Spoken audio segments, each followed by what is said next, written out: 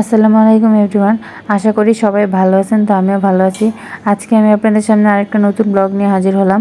তো আমার রুমটা এরকম অগোছালো দেখে সবাই ভাবছেন কী করতেছি। আসলে ঈদ যেহেতু চলে আসছে তাই আমি আমার রুমটাকে একটু গোছাচ্ছিলাম। আর আমি যেহেতু অনেক দিন পর্যন্ত এখানে ছিলাম না, আমি আমার বাবার বাড়িতে ছিলাম।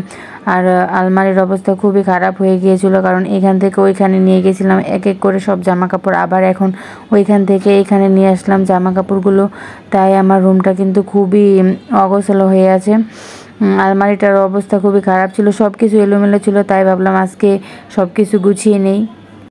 আর সামনে যেহেতু ঈদ, আমার মাকে আমি সবসময় দেখতাম যে ঈদের আগে সারা রুম গোছাতো, আপনার কাপড় চোপড়, হাঁড়ি পাতিল যা আছে সব কিছুই তারপর শোকেসের যত কিছু আছে সব কিছু ধোয়া মোছা করতো। রোজার ঈদে একটার কোরবানি ঈদে সবসময় দেখতাম ফ্রিজ ধুতো। আর ঈদের মধ্যে বেড়াতে গেলে আবার আমার এই রুমটা আবার অগোছালো হয়ে যাবে। আর এই তো দেখেন একে একে সব কিছু আমি গুছাচ্ছিলাম। এই তো অবশেষে আমার আলমারিটাকে আমি গুছিয়ে নিলাম। এখন এখন অনেকে বলবেন যে আমার চুলের এই অবস্থা কেন, আমি এইভাবে কেন কাজ করতেছি। অনেকে দেখি আমি সাজুগুজু করে কাজ করি, কিন্তু আমি কখনোই সাজুগুজু করে আসলে কাজ করতে পারি না। আর তারপরে তো এখন আমি বিছানার চাদরটা উঠিয়ে নিচ্ছি। বিছানার চাদরটা চেঞ্জ করতে হবে, কারণ অনেক দিন ধরে চেঞ্জ করছি না। আর তারপরে এখন আমি উপরে অনেক ধুলা জমছে, এই ধুলাগুলো ঝাড় দিচ্ছিলাম। আর বারবার কিন্তু আমি ক্যামেরার দিকে তাকাচ্ছিলাম, কারণ দেখছি ভিডিওটা আসলে ঠিকমতো হচ্ছে কিনা।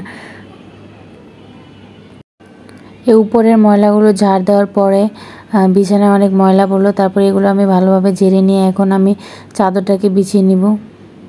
দেখেন কিভাবে কাজ করতেছি। এখন আমি বিছিয়ে নিচ্ছি চাদরটা। আসলে আমি তো নতুন ভিডিও করছি, তাই আমার ভয়েস দিতে একটু অসুবিধা হয়, ভয়েস দিতে দিতে বারবার আটকায় যাই। আর যারা রেগুলার ব্লগ করতে করতে হয়তো ঠিক হয়ে যাবে। আর সবাই আমার চ্যানেলটিকে, ইউটিউব চ্যানেলটিকে সাবস্ক্রাইব করবেন এবং ফেসবুক পেজটিকে ফলো দিবেন।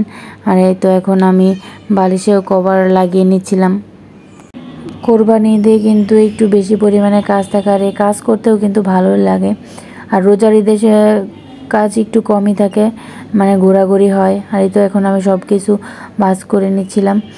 আর এখন আমি সব কিছু ক্লিন করে নিব, কারণ অনেক দিন ধরে আমার এই ফার্নিচারগুলো মোছা আছে না। আর প্রায় সময় মুছি, কিন্তু আসলে প্রতিদিন যে এত ধুলাবালি কই থেকে আসে কে জানে।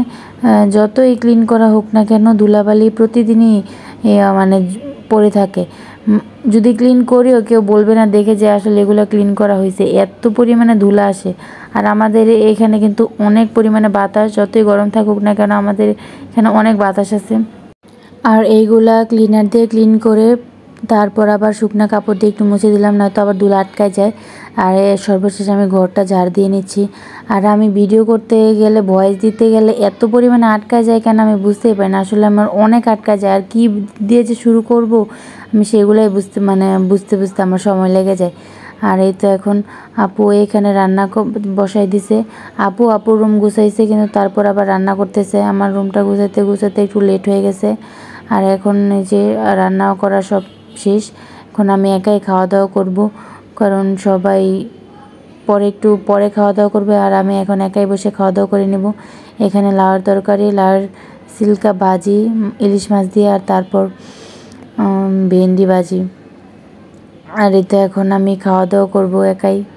তো ভিডিওটা এই পর্যন্তই। সবাই আমার ভিডিওকে বেশি বেশি শেয়ার করবেন। আল্লাহ হাফেজ।